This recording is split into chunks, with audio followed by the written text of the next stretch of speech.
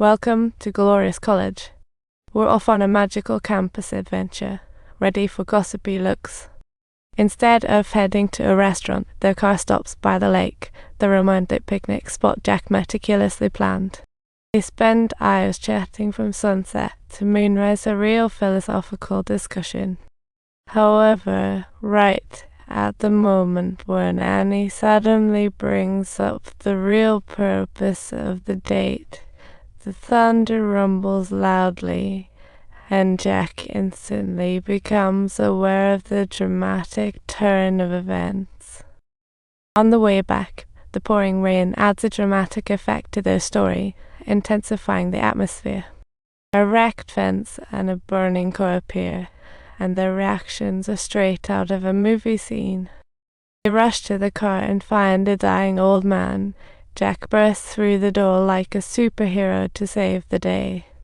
Just before passing out, the old man wakes up and pleads for them to take the box from the car like it's a treasure. Though puzzled, Annie chooses to trust him, never realizing today's act of kindness would lead to unbelievable surprise. The old man is rushed into the ER, and the doctors are as busy as characters in a medical drama. Annie decides to stay and wait for the old man, like a loyal heroine waiting for her hero.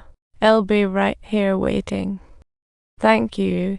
Your gratitude tonight feels like a knife piercing Jack's heart." Good luck in New York.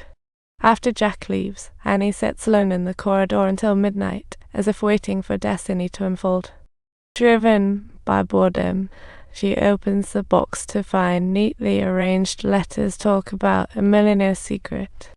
One letter recounts the old man's youth like a time-traveling love story.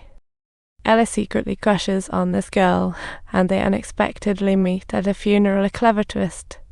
"Do you always follow me?" "Sorry, I was just admiring you from a distance." Lucy makes the first move, kicking off the conversation with a hilarious line. The dates heat up quickly, and even art becomes their sweet common language. 3 months later, Ella and Lucy decide to embark on a lifelong journey of artistic appreciation, relationship goals. But just as their honeymoon begins, the Pearl Harbor incident strikes like a plot twist. On the battlefield, losing friends, and Ella gets wounded. It's the climax of a tragedy. Though treated in time, she bears a permanent scar, a badge of honor for her tale of survival. For Ella, it's the most despairing day. Her comedy of life turns into tragedy. Her dreams of motherhood with Lucy fell dashed, but her return finally catches his attention. "I'm willing to quit." Lucy's words hit like thunder, making Ella's heart tremble. "While I cried here during the war, yes, I dreamed of having kids too. That's just a dream." His determination moves her deeply, bringing tears to the audience. "Unless you no longer love me." Lucy's resolve confuses Ella's heart. She finally realizes that enduring pain together is preferable to painful separation, commencing their soul-stirring journey. A busy doctor disrupts her thoughts, and the old man's awakening flips the script.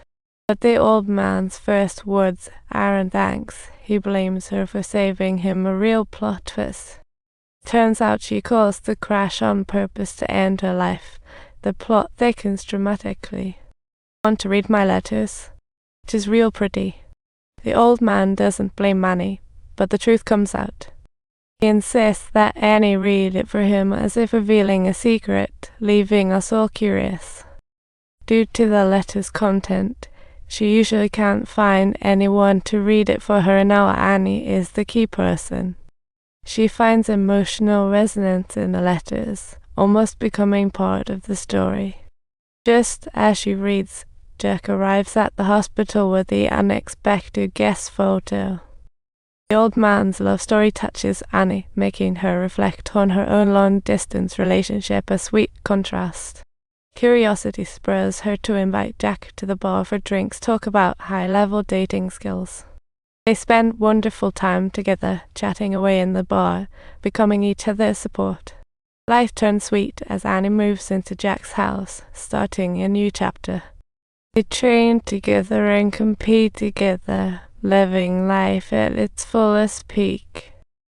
Jack's performance in bull riding skyrockets, playing for 8 seconds makes him a star. But as time goes by, Annie realizes the risks in Jack's career. The love alarm starts ringing. She tries to persuade him to quit, but Jack's resolve is as solid as a rock, and even time is powerless. However, Anna's upcoming job in New York makes her waver, spiced up by an art exhibition. What was supposed to be her chance to shine is ruined by a few words from Jack, a real love killer. Despite her efforts to refocus, her art dreams hit a snag with her future boss anger.